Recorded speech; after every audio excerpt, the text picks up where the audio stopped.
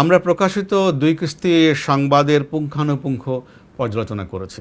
এতে মোটামুটি সব মিলিয়ে ৪৫টি তথ্য, অভিযোগ এবং অপমানজনক বক্তব্য সন্নিবেশিত আছে। তার মধ্যে ২৪টি তথ্য বা অভিযোগ সম্পূর্ণ মিথ্যে এবং কল্পনাপ্রসূত। ২টি বিষয়কে ৭ বার পুনরাবৃত্তি করা হয়েছে এবং ২টি বিষয় তথ্যকে ভুল প্রেক্ষাপটে বিকৃতভাবে পরিবেশন করা হয়েছে। বাকি ১০টি অভিযোগ বা তথ্যকে ফুলিয়ে ফাঁপিয়ে শুধু তিলকে তাল নয়, তাল গাছের ঝাড় সমেত তাল বানিয়ে ভুলভাবে উপস্থাপন করা হয়েছে।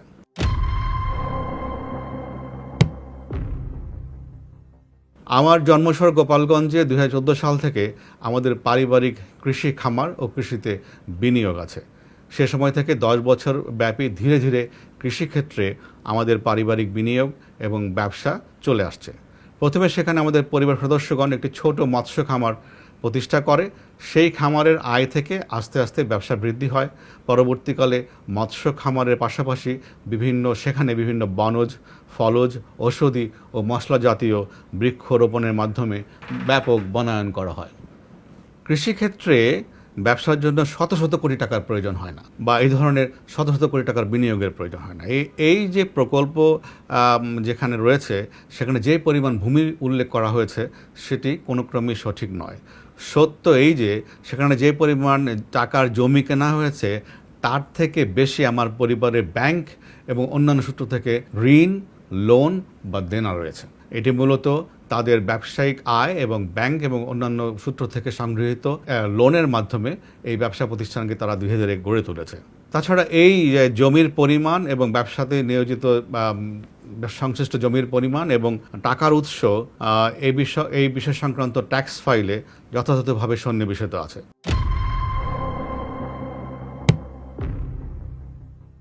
আমি সরকারি চাকরিজীবী হলেও আমার স্ত্রী এবং পরিবারের সদস্যদের এদেশের ব্যবসা বাণিজ্য করার সাংবিধানিক অধিকার রয়েছে। আমার সরকারি চাকরি কোনো মতেই এদেশে তাদের ব্যবসা বাণিজ্য করা বা সম্পত্তি অর্জনের ক্ষেত্রে বাধা হয়ে দাঁড়াতে পারে না। আমাদের দেশের সংবিধান এবং তাদের মৌলিক অধিকারের যে সুযোগ রয়েছে সে অনুযায়ী এটা কখনই তাদের কাছে কোনো ধরনের বাধা হতে পারে না। আমার স্ত্রীর পরিবার সম্পর্কে অত্যন্ত আপত্তিজনক মন্তব্য করা হয়েছে। তার পিতা বাংলাদেশের একজন পদস্থ সরকারি কর্মকর্তা ছিলেন, তার পরিবারের সদস্যবৃন্দ সমাজে প্রতিষ্ঠিত। আমার স্ত্রী বিগত ২৪ বছর ধরে তার ব্যক্তিগত ও ব্যবসায়িক আয়ের বিপরীতে সরকারকে ট্যাক্স প্রদান করে আসছে। আরও দুঃখের বিষয়, ক্ষোভের বিষয় এই যে বাংলাদেশের সংবিধান অনুযায়ী প্রত্যেক মানুষের ব্যক্তিগত গোপনীয়তার অধিকার রয়েছে, কিন্তু এই সংবাদ সমূহেতে আমার পরিবার সদস্যদের পাসপোর্ট, তাদের এনআইডি, তাদের ইমেইল নাম্বার এগুলোকে এক্সপোজ করে দেওয়া হয়েছে। ফলে তাদের ব্যক্তিগত গোপনীয়তা মারাত্মকভাবে লঙ্ঘিত হয়েছে।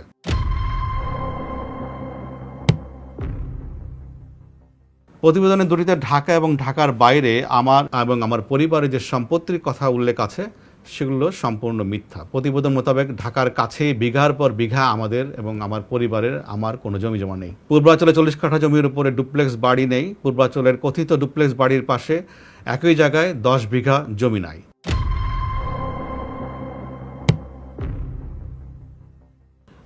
আমার ৩৫ বছরের চাকরি জীবনে বেতন ভাতার যে কাল্পনিক হিসাব প্রকাশ করা হয়েছে সেটিও ভুল এবং খুবই অপমানজনক। প্রতিবেদনে দাবি করা হয়েছে যে আমার অবসরের পর তথাকথিত থলের বিড়াল বেরিয়ে এসেছে। এই ধরনের শব্দ প্রয়োগও খুবই আপত্তিকর। আমাদের পারিবারিক ব্যবসা ২০১৪ সাল থেকে প্রতিষ্ঠিত হয়েছে এবং বিগত ১০ বছর ধরে আমাদের পারিবারিক ব্যবসা প্রকাশ্যে এবং সর্বসম্মুখে পরিচালিত হয়ে আসছে। আমাদের পারিবারিক মৎস্য প্রজেক্ট ইতিমধ্যে জাতীয় পর্যায়ে মৎস্য চাষের জন্য স্বর্ণপদক প্রাপ্ত হয়েছে এবং এছাড়াও একাধিক পুরস্কার প্রাপ্ত হয়েছে। আমাদের মৎস্য চাষের যে প্রজেক্ট রয়েছে, পারিবারিক প্রজেক্ট, সেটি পুরস্কারের মাধ্যমে স্বীকৃতি লাভ করেছে এবং এটি একদিনে হয়নি, এটি বছরের পর বছর ধরে তাদের শ্রম এবং ঘামের মাধ্যমে অর্জিত হয়েছে। এবং এই যে তাদের যে চেষ্টা, সেই চেষ্টাকেও এই ধরনের সংবাদ প্রকাশের মাধ্যমে আমি মনে করি যে অপমান করা হয়েছে।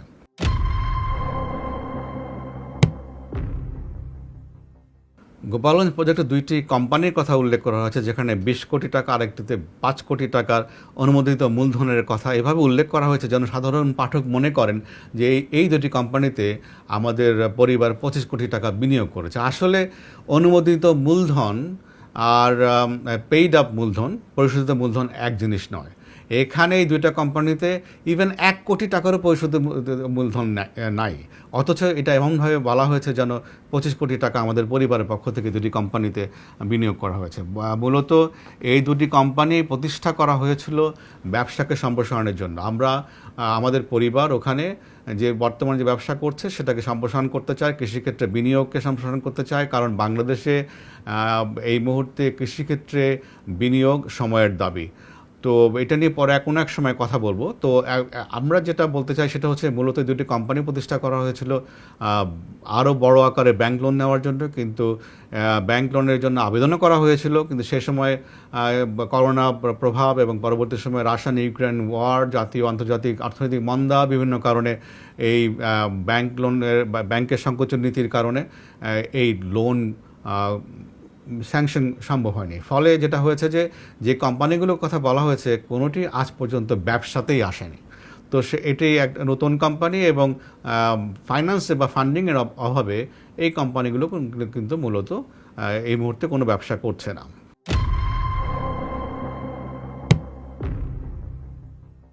প্রকল্প এলাকার নাম বেনজিরের চক হিসেবে প্রতিবেদক দাবি করেছেন। এটিও আসলে প্রতিবেদক নিজস্ব একটি আবিষ্কার, কারণ এই ধরনের কোনো চক বা বেনজিরের চক নামে কোনো জায়গা প্রকল্প এলাকায় নাই। প্রকল্প এলাকায় মিটার ছাড়াই বিদ্যুৎ সংযোগ দেওয়া হয়েছে বা ব্যবহার করা হচ্ছে, এটিও মিথ্যা তথ্য। ওখানে রীতিমতো সরকারিভাবে অনুমোদন নিয়ে মিটার স্থাপন করে বিদ্যুৎ সংযোগ নেওয়া হয়েছে বৈধভাবে, এবং প্রতি মাসে নিয়মিত আমাদের পরিবার তাদের ব্যবসার জন্য যে বিদ্যুৎ খরচ হয় সেটির বিল পরিশোধ করে আসছে। এখানে চাপ ও ভয়ভীতি দেখিয়ে জমি ক্রয়ের কথা বলা হয়েছে, যেটিও আমি মনে করি এটা অসম্ভব কল্পনা। কারণ হচ্ছে এটি মাননীয় প্রধানমন্ত্রীর নিজ জেলা এবং প্রকল্প এলাকাটি মাননীয় প্রধানমন্ত্রীর সংসদীয় আসন সন্নিহিত, এবং ফলে এই ধরনের একটা জায়গায় গায়ের জোরে বা ক্ষমতা দেখিয়ে বা অন্য কোনো ভাবে শক্তি প্রয়োগ করে জমি কেনার চিন্তা একটা অসম্ভব কল্পনা।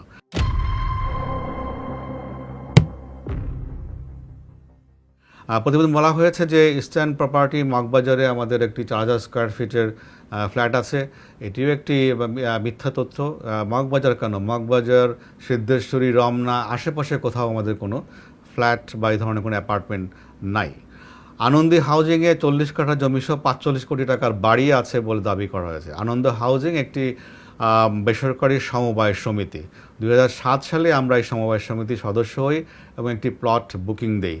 কিস্তির মাধ্যমে ধীরে ধীরে আমরা এই টাকা পরিশোধ করি। সেখানে আমাদের 40 কাঠা কোনো প্লট নেই, এটি বাড়িয়ে বলতে গেলে শতগুণ বাড়িয়ে বলা হয়েছে। আমাদের প্লটে 5 ইঞ্চি দেওয়াল বিশিষ্ট একটি বৈশিষ্ট্য এবং টিনের ছাদের একটি দোতলা বাড়ি আছে। তো এই ধরনের একটা বাড়ির দাম 45 কোটি টাকা হবে, এবং যেখানে যে হাউজিংয়ে এখন পর্যন্ত নাগরিক সুবিধা গড়ে ওঠেনি, রাস্তাঘাট তৈরি হয় নাই, বিদ্যুৎ সংযোগের ব্যবস্থা নাই, পানির ব্যবস্থা নাই, গ্রামের মধ্যে এই ধরনের একটা প্লটের উপরে টিনের ছাদ বিশিষ্ট বাড়ির দাম 45 কোটি টাকা হবে, এটি রীতিমতো এই ধরনের দাবি করার মধ্যে হাস্যকর।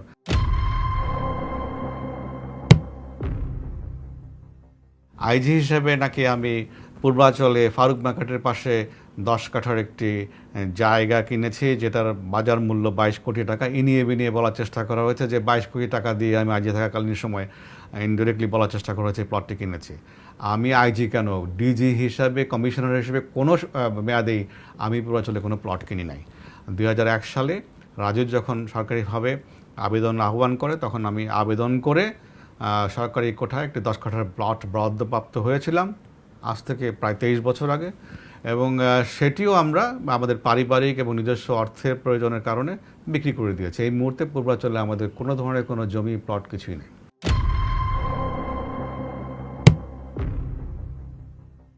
রূপগঞ্জের নাওড়ায় আমাদের একটি 2 বিঘা জমির প্লট আছে, যার বাজার মূল্য 2 কোটি টাকা বলে সংবাদে উল্লেখ করা হয়েছে। রূপগঞ্জের নাওড়ায় এবং অন্যান্য কোনো ইউনিয়নে কোথাও আমাদের কোনো 2 বিঘার কোনো প্লট নাই, এটিও একটি সর্বাংশে মিথ্যা তথ্য।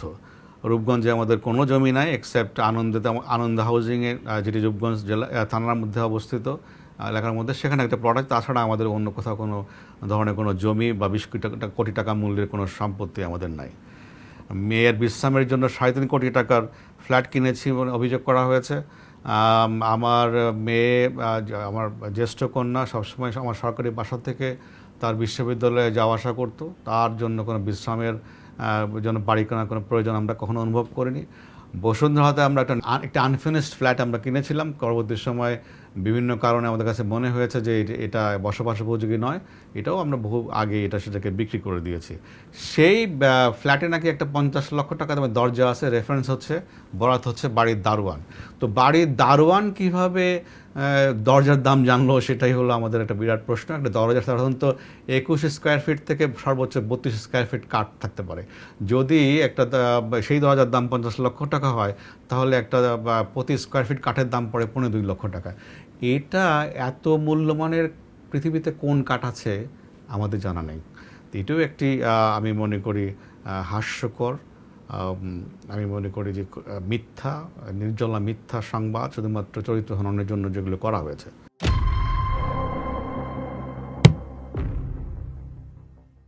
আমাদের পরিবারের স্টক এক্সচেঞ্জে পোর্টফোলিও আছে, তাদের শেয়ার ব্যবসা রয়েছে, এবং সেই শেয়ার ব্যবসার অংশ হিসেবেই বেস্ট ওয়েস্টার্ন হোটেলে আমাদের 2 লক্ষ টাকার একটা প্রাইমারি শেয়ার রয়েছে, এবং যেটি মোট সেখানে শেয়ারের সংখ্যা হচ্ছে 35,50,00,000। তো 35,50,00,000 শেয়ারের মধ্যে থেকে আমাদের কাছে 2 লক্ষ শেয়ার আছে, তাও প্রাথমিক শেয়ার অভিহিত মূল্যে, এবং সেটাকেও এমনভাবে উপস্থাপন করা হয়েছে যে এখানে বিশাল একটা ইনভেস্টমেন্টের বিষয়, যা আসলে সঠিক নয়। তাছাড়া দাবি করা হয়েছে যে পদ্মা ব্যাংকের শেয়ার কিনেছি আমরা, কানাডিয়ান বিশ্ববিদ্যালয়ের মালিকানা আমরা কিনেছি। পদ্মা ব্যাংকে আমাদের কোনো শেয়ার নাই, কানাডিয়ান বিশ্ববিদ্যালয়েও আমাদের কোনো শেয়ার নাই, কানাডিয়ান বিশ্ববিদ্যালয় এবং পদ্মা ব্যাংকের কোনো মালিকানা নাই, কোনো বিনিয়োগ কিছু নাই আমাদের। পদ্মা ব্যাংক একটি আর্থিক প্রতিষ্ঠান, সেখানে আমাদের ন্যূনতম একটা ব্যাংক অ্যাকাউন্টও নাই। তো এটাও একটা একেবারে নির্জলা মিথ্যা কথা, এবং এটির কোনো ভিত্তিহীন সংবাদ এখানে পরিবেশিত হয়েছে।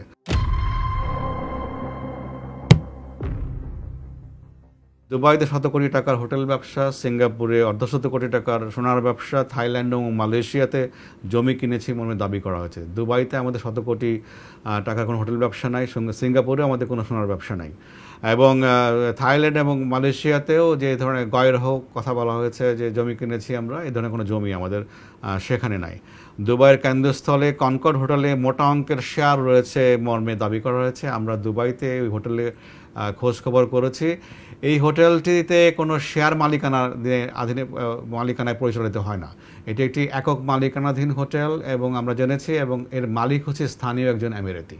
তো এটাও একটি মিথ্যা তথ্য, এখানে আমাদের কোনো, এই হোটেলের মালিকানায় আমাদের কোনো শেয়ার নেই। সিঙ্গাপুরের তথাকথিত নিজে জুয়েলার্সে আমাদের মালিকানা আছে, যেটি দাবি করা হয়েছে যে মোস্তফা সেন্টারের আশেপাশে কোথাও। এখানে এই ধরনের কোনো জুয়েলার্স আমাদের বা আমাদের পরিবারের সদস্য পরিচালনা করে না, আমাদের মালিকও নয়, আমাদের কোনো বিনিয়োগও নাই। এটাও একটি সর্বাংশে মিথ্যা তথ্য, এই সংবাদে অসৎ উদ্দেশ্যে পরিবেশিত হয়েছে।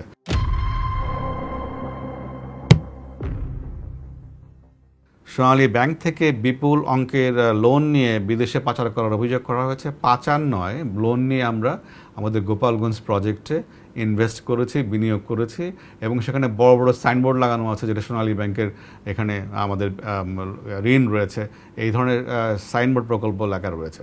তো এটিও তার জানা সত্ত্বেও যে এটি এখানে লোন রয়েছে এই প্রকল্পে, এবং লোন নিয়ে এই বিজনেস করা হচ্ছে, তারপরেও এটাকে আমি মনে করি যে অসত্যভাবে, বিকৃতভাবে তথ্য উপস্থাপন করা হয়েছে, যে শুধুমাত্র আমার এবং আমার পরিবারের চরিত্র হনন করার জন্য, এবং আমাদের অপমানজনক তথ্যের মাধ্যমে বিব্রত করার জন্য।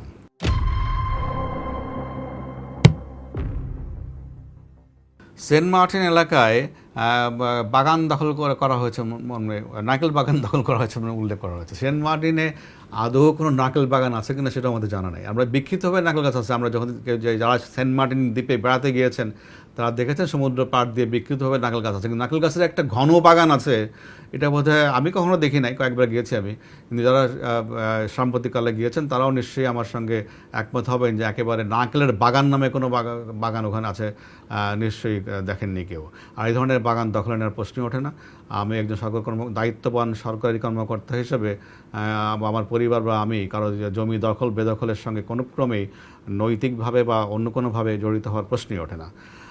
সেখানে বিভিন্ন দাগ নাম্বার উল্লেখ করে বিভিন্ন সম্পত্তির পরিমাণ উল্লেখ করা হয়, যেগুলো যোগ করে দেখবেন, যোগ করলে হয় 164.39%। কিন্তু দাবি করা হয়েছে যে আবার আরেক পাড়ায় যেখানে আমাদের 418% জমি রয়েছে। তো যোগ মানে কি এখানে ম্যাথামেটিক্সেরও সমস্যা আছে। তো এখানে আমাদের এই ধরনের কোনো জমি না, আমাদের একটা প্লট আছে বহুদিন আগে, প্রায় আজ থেকে প্রায় 17 বছর আগে আমাদের একটা প্লট কেনা আছে ওখানে। আর আপনারা জানেন যে কিছু বছর আগে হাইকোর্ট থেকে নিষেধাজ্ঞা দেওয়ার কারণে ওখানে সব ধরনের কনস্ট্রাকশন বন্ধ রয়েছে। এর ফলে এই জমিগুলো এখন আর কেউ কিনেও না, এগুলো বলতে গেলে পরিত্যক্ত এবং পতিত জমি হিসাবে পড়ে আছে। এবং আমাদের যে স্মল প্লটটা রয়েছে সেটার মধ্যে বালু আছে এবং পাথর রয়েছে, এবং এখানে কোনো গাছপালাও তেমন একটা কিছু নাই। তো এটা একটা, যেহেতু হাইকোর্টের নির্দেশের প্রেক্ষিতে ওখানে সব ধরনের কনস্ট্রাকশন বন্ধ, সে কারণে বছরের বছর এই জমিগুলোর কোনো অ্যাপ্রিসিয়েশন হয় নাই, রাদার ডেপ্রিসিয়েশন হয়েছে। এগুলো বিক্রি করার চেষ্টা করলে বিক্রি করা যায় না। আর যে পরিমাণ সম্পত্তির কথা বলা হয়েছে সেটা সঠিক নয়, এবং এই আমরা যেটা কিনেছি সেটা আমাদের ট্যাক্স ফাইলে উল্লেখ করা আছে এবং এটার সোর্সও ট্যাক্স ফাইলে বর্ণনা করা আছে। শেষ কথা এই যে আমার পরিবারের যে সম্পত্তি রয়েছে তার প্রত্যেকটির বিপরীতে অর্থের উৎসের সহকারে সংশ্লিষ্ট ট্যাক্স ফাইলে যথাযথভাবে সেগুলো বর্ণিত আছে, সন্নিবেশিত আছে।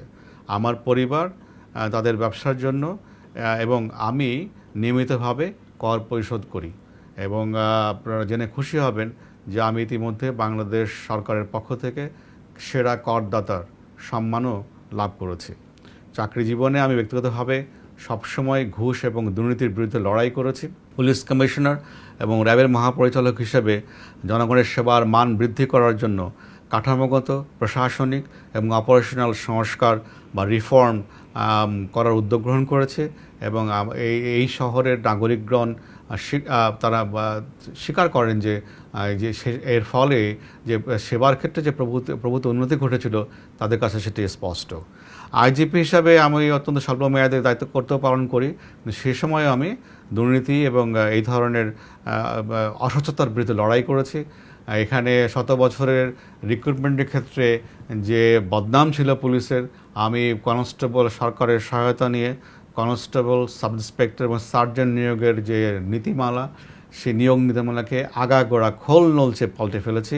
এবং এটা এই সাউথ এশিয়ার এখন একটা স্ট্যান্ডার্ড একটা মডেল, এবং যে মডেলের প্রেক্ষিতে গ্রহণ করার প্রেক্ষিতে এখন এই গত কয়েক বছর ধরে আপনারাই মিডিয়াতে যে দেখছেন যে 120 টাকায় মেধাবীরা এবং যোগ্যরা চাকরি পাচ্ছে। তো এবং একই সঙ্গে এখানে আভ্যন্তরীণ পদোন্নতির ক্ষেত্রেও অনেক দুর্নীতির অভিযোগ ছিল। আমি আভ্যন্তরীণ পদোন্নতির ক্ষেত্রে যে নীতিমালা ছিল সেটাকেও আমি সংস্কার করেছি, এবং যার ফলে এখন আমাদের কনিষ্ঠ সহকর্মী যারা আছেন পুলিশ বাহিনীতে, তারা কিন্তু এখন সম্পূর্ণ দুর্নীতিমুক্ত পরিবেশে মেধার ভিত্তিতে, স্বচ্ছতার ভিত্তিতে তারা পদোন্নতি পরীক্ষা অংশগ্রহণ করে পদোন্নতি লাভ করছেন, এবং এই পরিবর্তনের সুফল তারা ভোগ করছেন। আইজিপি হিসাবে এই ধরনের কার্যক্রম গ্রহণ করার প্রেক্ষিতে সরকার আমাকে শুদ্ধাচার পুরস্কারে ভূষিত করেছে।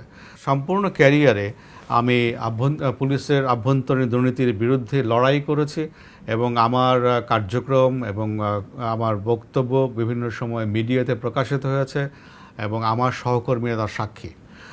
আমার অবসরের পরে আমাকে দুর্নীতিবাজ প্রমাণের অপচেষ্টা অত্যন্ত হতাশাব্যঞ্জক এবং দুঃখজনক।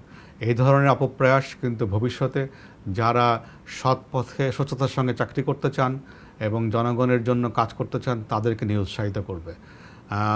কোনো ব্যক্তিগত স্বার্থে বা কোনো ব্যক্তিগত কারণে প্রধান্বিত হয়ে এই ধরনের তথ্য পরিবেশন করলে, আক্রমণ করলে কিন্তু জাতি হিসাবে আমরা ক্ষতিগ্রস্ত হব।